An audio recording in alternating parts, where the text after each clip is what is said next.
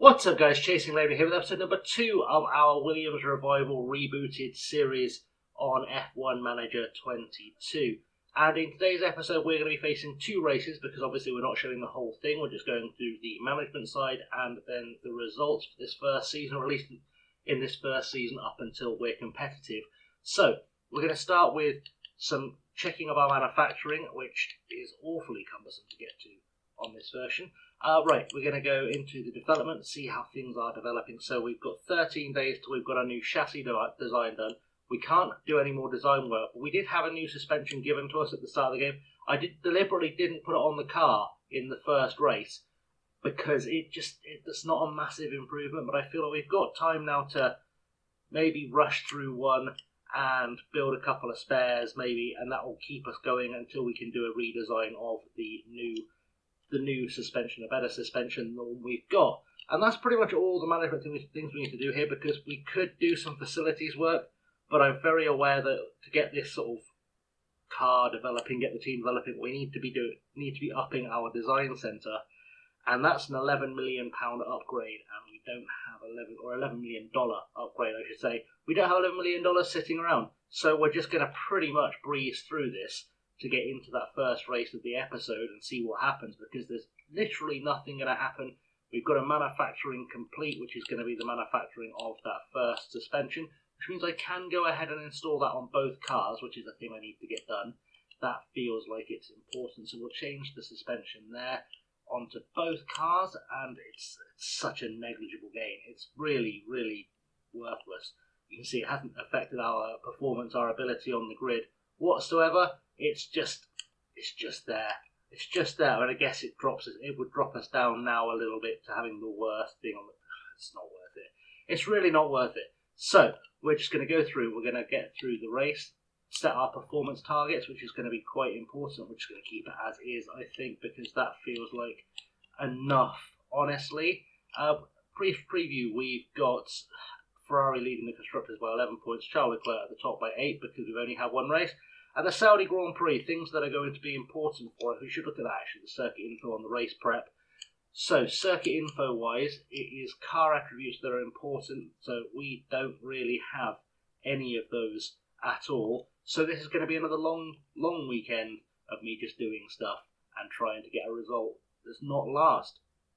So first race of the episode, and actually things looking not too shameful. We have managed to finish in 16th and 18th, Piastri in 16th, Porsche in 18th.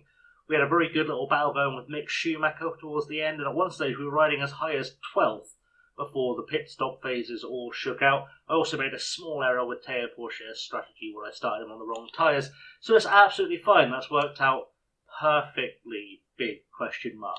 Right, we're still 17th and 19th in the drivers. We are sat in 9th, though, in the constructors, which is a pretty good place to be. And in terms of driver experience points, well, we've got more experience points ready for both Piastri and Porsche going into the next race.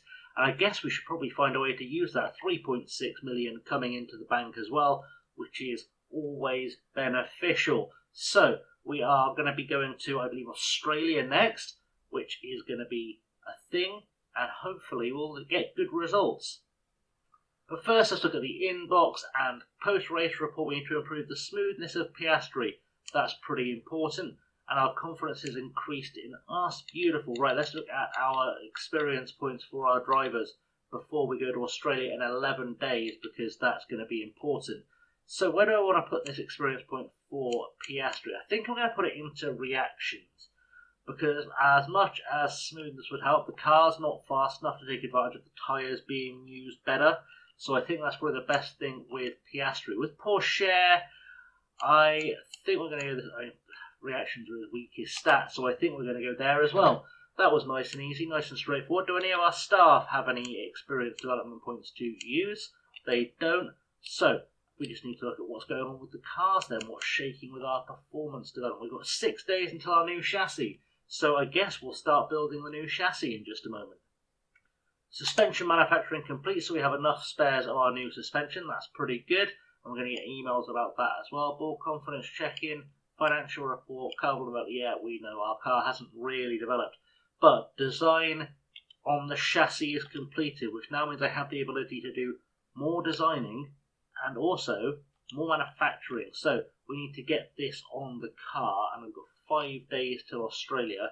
So I guess we're going to do 2 of them as an emergency, because that feels like we at least get them done, ready to go on the car, and then we can do a chassis build as well, just on rushed for this one, and we'll just build 2 of them for now, because that feels like a good move.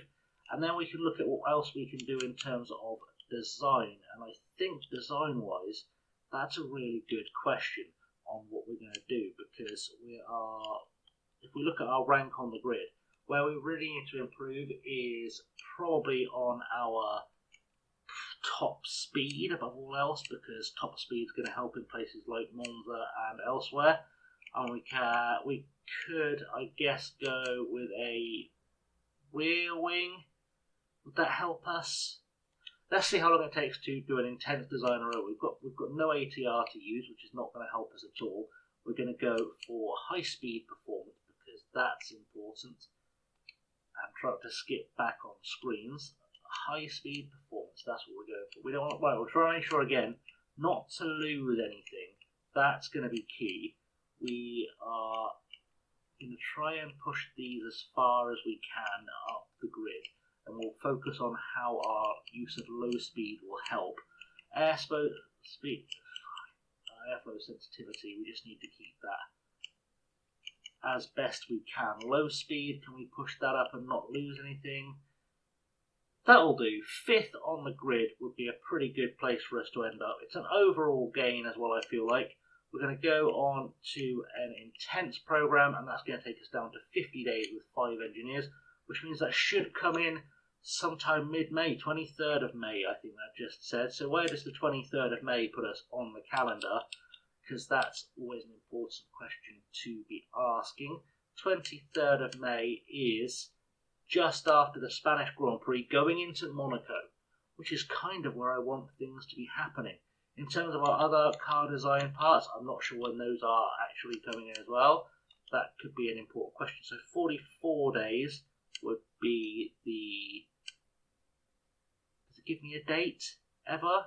44 days would be completion on the 17th of May, which will be just before Spain. So some big developments coming in, that we need to be aware of. We'll put those parts on the car now as well, so I don't completely forget what I was doing. It was chassis, so I already completely forgot what I was doing. Good stuff, good job, well done. Well done, Amy, you've done well.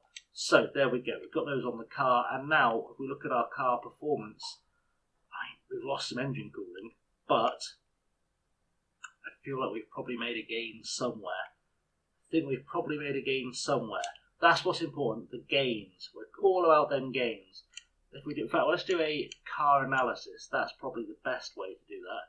Car analysis, rank on grid. We're still bottom, but again, we're just trying to get the car as developed as we possibly can for the rest of the season. And we've got £8.3 million in the bank, which is pretty good.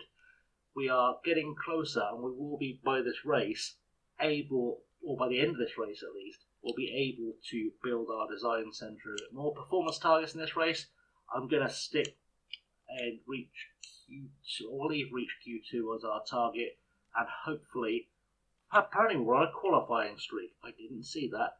Qualifying position 15th, with down 2 of how? I don't understand. We've not qualified 15th or above with any of our drivers, and somehow we're still... I don't know. I'm very, very confused. Right, so we are race day. We're going to go forward and see how we do in Australia. So I'll be back after the race. So I'm bringing you back now for the small miracle that is us crossing the line in Australia to finish 6th. I don't know how we've done it, but Oscar Piastri has finished 6th in his 3rd ever Grand Prix. I do know how we've done it. It's been a tale of strategy. I'll show you on this little screen here while we're waiting for everyone to finish. We've made 2 pit stops, and teams like Red Bull and Mercedes made as many as 5. That's what's done it, because the weather was so changeable. I just got from a set of mediums on the dry start to a set of inters when it started raining, and then as soon as it became raining too hard, I got on a set of wets and I stayed there. It was a very, very straightforward, very, very easy strategy for me. I guess we've outfoxed the system, the rest of the grid. We've made that work beautifully.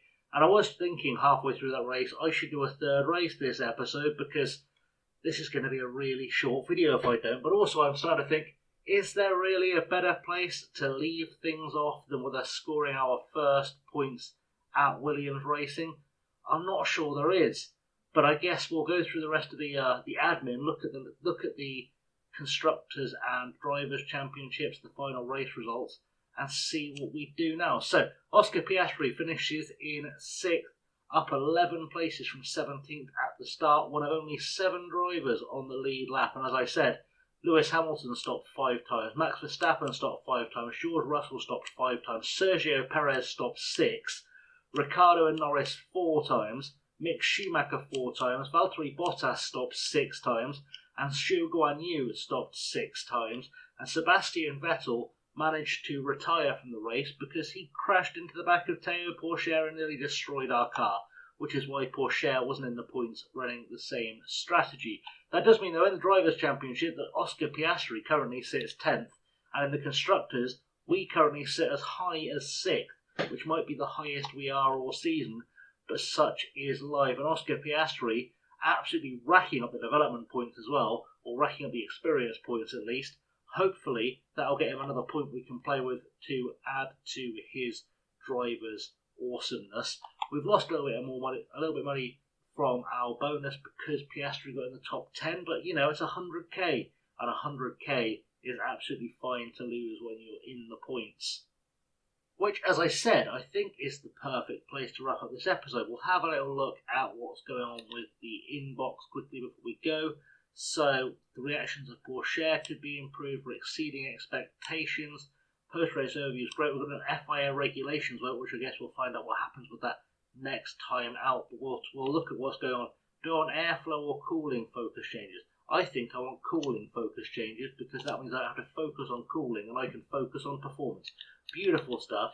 We'll worry about the race target in a second because the car build is going to be an issue because, yeah, there was a small damage to the chassis on the car of Mr. Pourchaire. Luckily, I built that one spare. I didn't build that. I'm not even developing a news. What am I doing? I'm sure that was a thing I was developing. That's a mistake that I've made.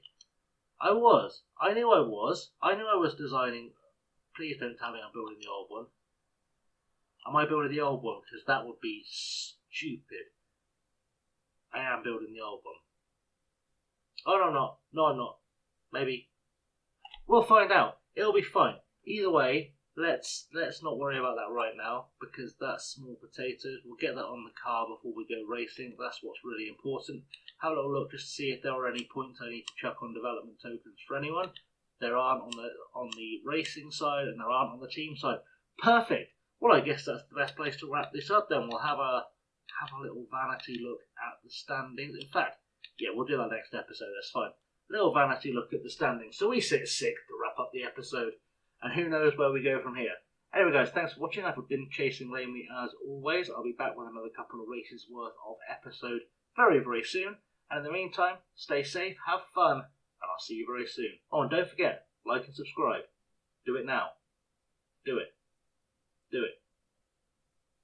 Do it. Thanks.